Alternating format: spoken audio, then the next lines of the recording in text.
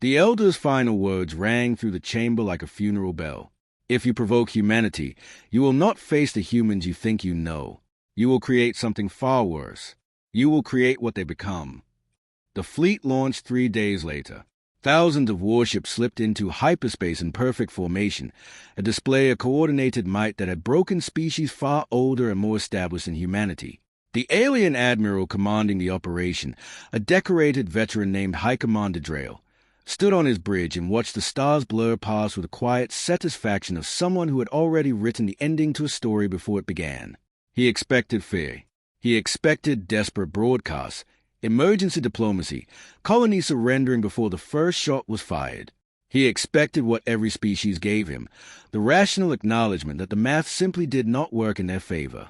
Instead, the fleet dropped out of hyperspace and found silence. Not the silence of emptiness, the silence of waiting. No panic transmissions flooded their receivers. No defensive formations scrambled toward them. No emergency beacons lit the dark. The invasion fleet hung in human space like an uninvited guest standing in a doorway, suddenly unsure whether they had knocked on the right door. Drayle's smile was slow and certain. "They're afraid," he said. "They are hiding." Then long-range scanners found something. A single human ship. It was not large. It carried no obvious weapons array. It did not broadcast warnings or attempt communication. It simply floated in the void, alone, still, patient, as though it had been placed there deliberately, as though it was expecting them. Drayle laughed. "Destroy it." Several cruisers fired simultaneously. Brilliant beams of concentrated energy crossed the dark. The human ship held its position. It did not evade. It did not accelerate. It simply sat there as though it had accepted what was coming. The beams hit. The scanners filled with smoke and scattered debris. The alien crew cheered. Then the smoke cleared. The human ship was still there. Its shields flickered like a candle in wind, damaged, certainly, but intact. And then, from its hull, a single signal pulsed outward into the surrounding dark. Not a distress call, not a surrender frequency. Something else entirely.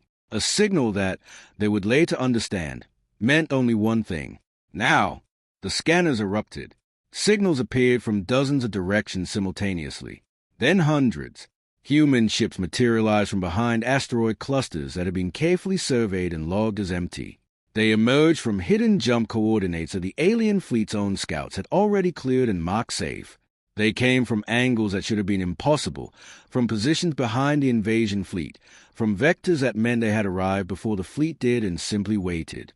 The battle map that Drayle's commanders had spent weeks constructing dissolved into irrelevance in the span of 30 seconds. Drayle stared at the tactical display. His voice, when it finally came, had lost its warmth. "That's impossible." The humans had mapped the battlefield before the fleet arrived. They had chosen this ground. Every asteroid, every debris field, every shadow in this corner of space had been accounted for and incorporated into a plan that the invasion fleet had walked directly into without knowing it was a trap. The first alien destroyer exploded. Then another. Human ships moved through the chaos with precision that was almost surgical. Not reckless, not driven by rage, but purposeful in a way that was somehow more frightening than fury. They targeted engines first, crippling ships rather than destroying them where possible, removing them from the fight without turning them into debris hazards. Then communication arrays. Then navigation systems. Within 12 minutes, the invasion fleet, one of the largest ever assembled by the Allied empires, had lost the ability to coordinate. Orders tangled, signals jammed. Commanders shouted contradictions into receivers that answered with static. Drayle sat down in his command chair, slowly, like a man whose legs had decided to stop pretending. He understood, with a cold and spreading certainty, what he was looking at. This was not improvised. This was not desperation. Every single move the humans were making had been prepared before the first alien ship crossed the border. They were not reacting to the invasion. They were executing a plan they had written in advance. In the council chamber, an elder watched the live feed in silence. Beside him, a younger senator pressed his fingers together and whispered. How did they know? The elder did not look away from the screen. Because, he said quietly, they have always known, not the date, not the fleet size, but the truth, that eventually someone would come, And so they prepared, not because they are paranoid. He paused, because they remember. The alien fleet tried to recover. Backup ships surged forward. Heavy cannons charged with the kind of power that had cracked planetary shields in previous campaigns. Commanders abandoned complex tactics and fell back on the one strategy that had never failed them: overwhelming force. Numbers had always been the answer. When in doubt, bring more ships. But humans did not stand and receive the weight of it. They scattered, not in panic, in deliberate fragmentation. Small groups broke in a dozen directions simultaneously, and to Drail's commanders, it looked exactly like a routing force trying to flee. Several alien captains called for pursuit, certain they were watching the human defense collapse. They were wrong. The scattered human groups had not run for safety. They had run for targets. Supply carriers began to vanish. Fuel transports caught between the battle lines. Ammunition vessels struck from unexpected angles before their escorts could respond. The invasion fleet's power was enormous, but power requires feeding, and the humans had gone for the arteries first. Without a steady stream of fuel and ordnance, the most powerful warships in the Allied Empire became, in time, very expensive debris. Then the hacking began. Alien navigational systems flickered. Star maps corrupted. In 17 ships simultaneously, targeting computers began firing on friendly vessels. The Allied fleet's encryption was considered unbreakable, 17 layers of code that no recorded species had ever penetrated. The alien technician who discovered the breach simply sat and stared at his screen in silence for 3 full seconds, unable to make his mind form the words for what he was seeing. Missiles launched and turned the wrong way. Defense grids powered down in the middle of firefights. 2 destroyers collided in a sector where there should have been nothing but open space, because their navigation had quietly redirected them toward each other. Across every command deck in the invasion fleet, a single human transmission arrived on open channel.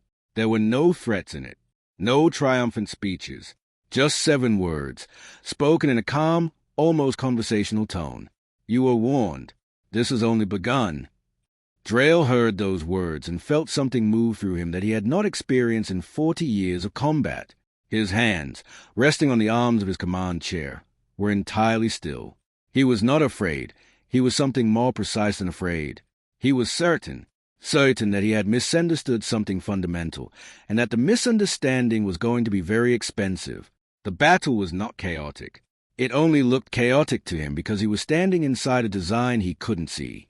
Every move the alien fleet made had been anticipated. Every response they tried had been pre-counted. They were not fighting a battle.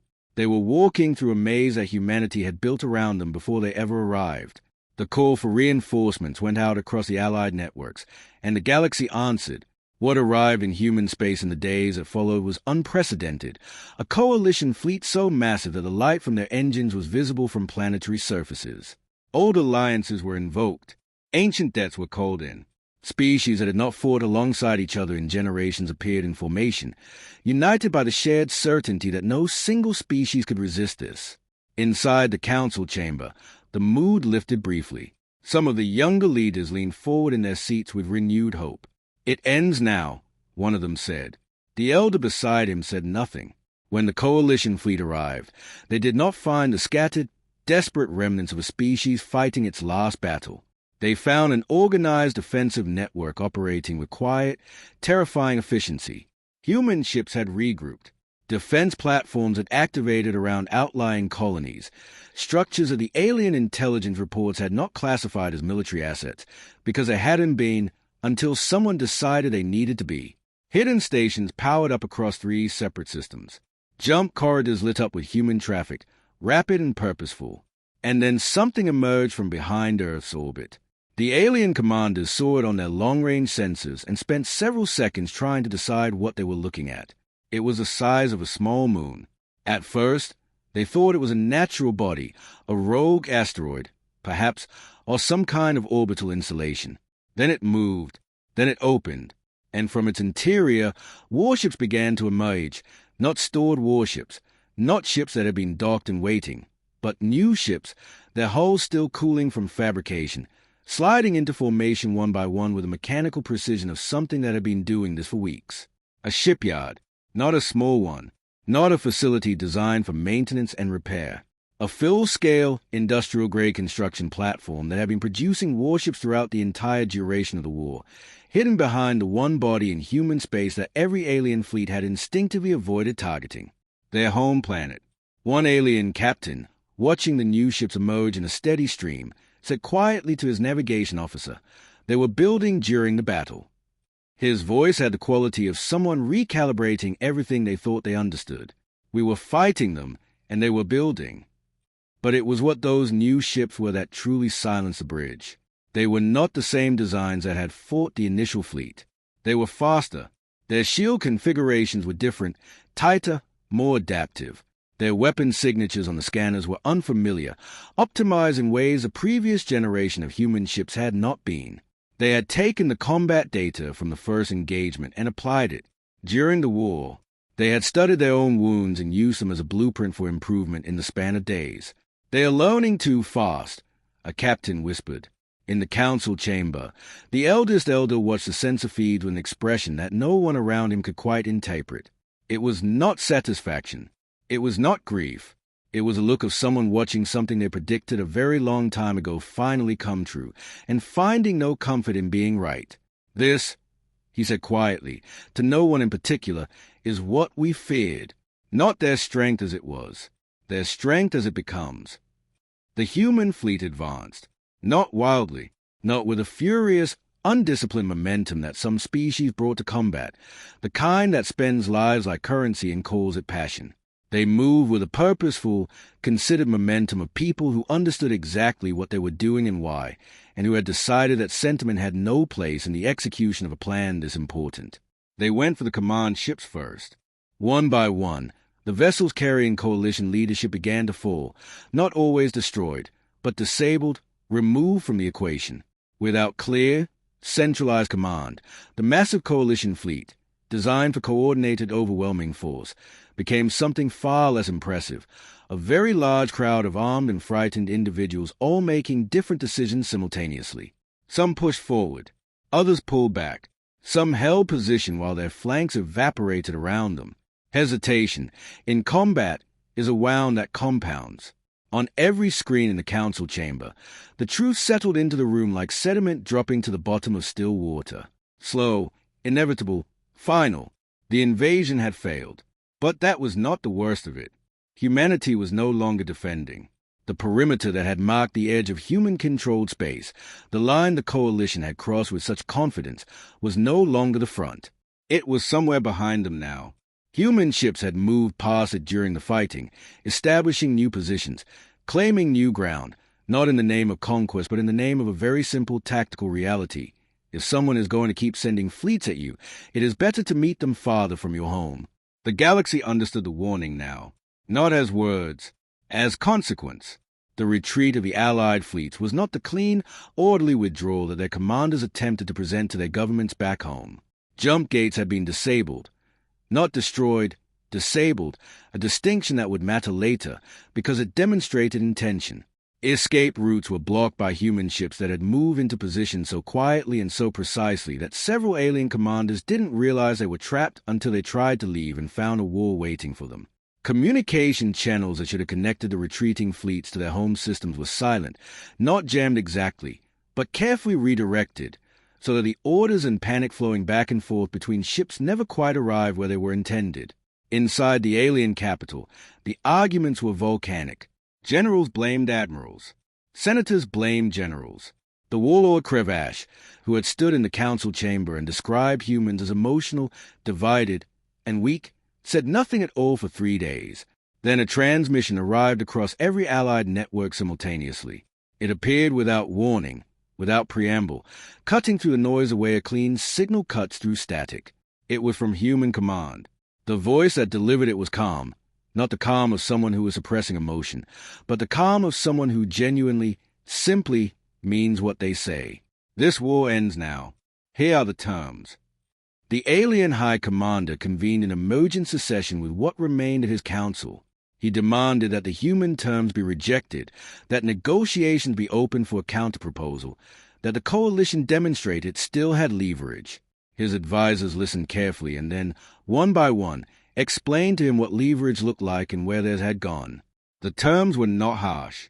That was a thing that no one in the Allied Council had fully anticipated, not because they expected cruelty from humanity, but because they had expected victory conditions, annexations, resource demands, reparations designed to cripple, the kind of terms that a species writes when it has won, and wants the other party to remember it forever. Instead, withdraw from every human border. Repair the systems you damaged. Remember this lesson. No territory seized. No fleet compositions demanded. No occupation of alien worlds. No monuments to human triumph built on alien soil. The coalition accepted. They had nothing left with which to refuse. Across the battlefield, human ships powered down their weapons. They opened corridors through the blockades. They allowed the surviving Allied vessels to form up and leave, watching them go in silence, their weapons cold, their sensors still running, their crews exhausted and professional and completely uninterested in ceremony. They did not pursue. They did not gloat. They simply stopped. In the council chamber, the silence stretched for a very long time after the last Allied ship crossed back into its own space. Then a young leader, one of the ones who had voted for the invasion, who had spoken the loudest about resources and expansion and the simple mathematics of power, turned to the elder beside him. His voice, when it finally came, was barely a whisper. "Why spare us?" The elder looked at the empty screens where the battle feeds had been, at the dock where thousands of ships had fought and most of them had lost, and he answered with the weariness of someone who had been trying to explain this for 200 years. Because they fight to protect what they love, not to dominate what they fear. A species that fights from love stops when the threat is gone, because stopping is a point. The safety of what they love is a point. A species that fights from dominance never stops, because there's always something more to take. He paused. That is what makes them dangerous when threatened, and that is what makes them worth knowing when they are not. The galaxy called it the Reckoning War, not because of its scale, though the scale was vast, not because of the casualties, though those were significant.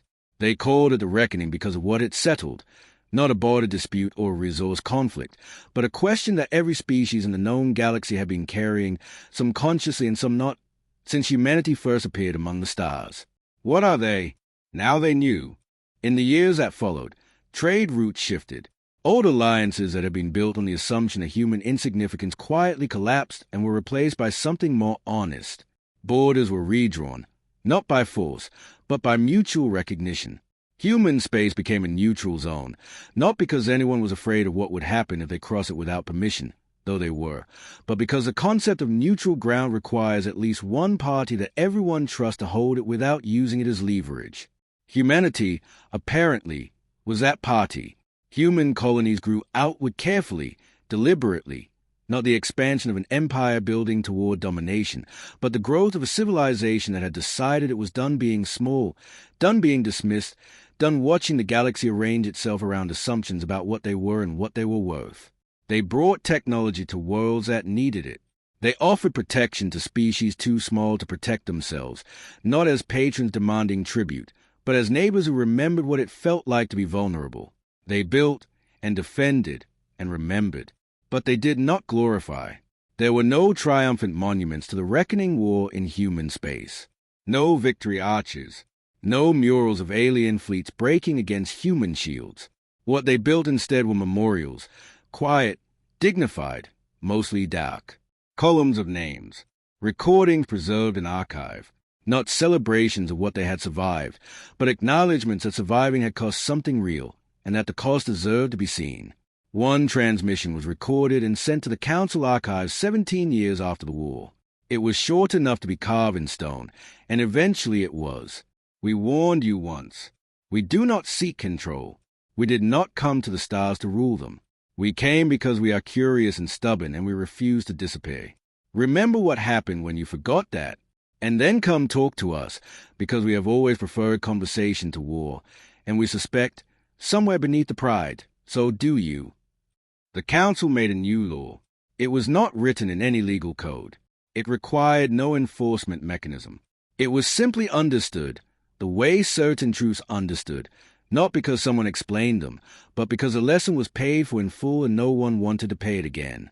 Never provoke humanity, not because they are cruel, not because they are merciless, Not because they cannot be reasoned with or negotiated with or befriended, because they can, and given the chance, they prefer it, but because when you threaten something they love, their home, their people, their future, something changes in them.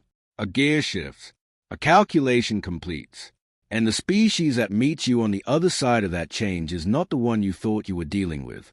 It is older, harder, forged by the fire you thought would destroy it. The elders grew older still, and as they did, one by one, they stood before whatever gathering would have them and told the story of the reckoning war, not as a warning delivered from authority, but as testimony delivered from experience. Here is what happened, they would say. Here is what we knew and tried to explain. Here is what it cost when we were not listened to. And the last elder, the oldest of them, the one who had stood in that enormous chamber and spoken those first 7 words that fell like stones into still water, never provoke humanity, lived long enough to meet a human ambassador in person, in a small room without ceremony, and to say something he had never said in public. I am glad you didn't break. The ambassador was quiet for a moment. Then she smiled, that particular human expression that had confused so many species for so long, the one that contains warmth and sadness and defiance and hope all at once. We were never going to, she said simply. We've never had that option. Breaking was always a thing we refused to learn how to do. The elder looked at her for a long moment. Outside, the stars continued their long burning. Somewhere in the dark, human ships moved through corridors of space that had once belonged to empires that no longer existed, carrying supplies to worlds that had once dismissed them, building things that had not existed before, moving forward with a patient, relentless, unglamorous determination of a species that had decided, somewhere in its long and difficult history, that forward was the only direction worth traveling. I know, the elder said quietly, and across the silent, watching galaxy, which had learned, at considerable cost, to watch humanity with something closer to wonder than contempt, no fleet ever tested that truth again. Some lessons are paid for once. The wise ones make sure once is enough. The Grand Council chamber was not merely a room. It was a monument to power, vast enough to swallow entire cities whole, its ceilings lost somewhere in the artificial clouds that drifted between its towering spires. Thousands of alien leaders filled the tiered seats, warlords draped in ceremonial armor, senators wrapped in luminescent robes, commanders whose species had ruled star systems for millennia. Massive holographic screens cascaded above them like frozen waterfalls, displaying the sprawling map of the known galaxy, every trade route, every border, every claimed star rendered in brilliant light. At the center of it all stood the elders. There were 7 of them, ancient beyond easy reckoning. They did not wear armor or carry weapons. They needed neither. Their stillness alone commanded silence, a silence so profound that 10,000 alien beings held their breath without quite knowing why. The elders had not called a full gathering in over 200 years. The last time, a dying star had threatened to collapse 3 inhabited systems. The time before that, a plague had swept the outer rim. Whatever had brought them here today, it was not small. One of the younger commanders, brash, newly decorated, finally broke the quiet. His voice carried the impatience of someone who had never learned the cost of it. Why are we here? No one answered him. The question dissolved into the vast air of the chamber like smoke. Then the oldest elder stepped forward. He moved slowly, not from weakness, but from the deliberate gravity of someone who understood that the words he was about to speak would outlive everyone in the room. His eyes were pale and deep, like looking into a star that had burned so long it had forgotten how to be young. When he finally spoke, his voice was barely above a whisper, and yet it reached every corner of that enormous chamber with perfect, terrible clarity. Never provoke humanity. The room went absolutely still. Then the whispers began, spreading outward like fire racing across dry grass. Heads turned, eyes blinked, mouths opened in disbelief. Humanity? That small, chaotic species from a harsh, backwater planet they called Earth? They had only reached the stars within the last few centuries, practically infants on the galactic timeline. Their ships were not the largest. Their weapons were not the most sophisticated. Their biology was fragile. They bled easily, aged quickly, and were governed by a spectacular range of volatile emotions that most advanced species had long since of old passed. If anything, humanity had always seemed like an interesting curiosity, passionate, creative, dangerously unpredictable, but ultimately unremarkable in the larger order of things. Several leaders laughed. It was not entirely unkind laughter. It was the laughter of those who simply could not imagine the punchline being serious. A warlord named Crevash stood. His species had conquered 43 systems. He wore the proof of it on his chest. He did not rise with mockery. He rose with the measured confidence of someone presenting a logical argument. Humans, he said carefully, are emotional, divided, and fragile. They have spent half their history fighting each other. What threat could they possibly pose that warrants a full council? The elder regarded him for a long moment, not with anger, with something far more unsettling, a kind of ancient, patient sadness, the way a physician might look at a patient who refuses to understand their own diagnosis. "You see weakness," the elder replied quietly. "We saw extinction." The laughter stopped as though a switch had been thrown. The massive screen behind the elders ignited. Old battle recordings, grainy with age, heavy with silence, began to play. What they showed was not abstract or theoretical. It was documentation.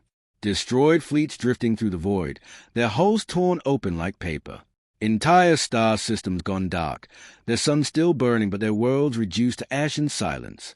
Civilizations that had once spanned hundreds of planets, reduced to scattered fragments and whispered legend. Names that the younger generations barely recognized. Species that had been proud and powerful and certain of their own superiority. All of them connected by a single, terrible thread. They had attacked humanity first. The chamber grew colder. Not in temperature, in atmosphere.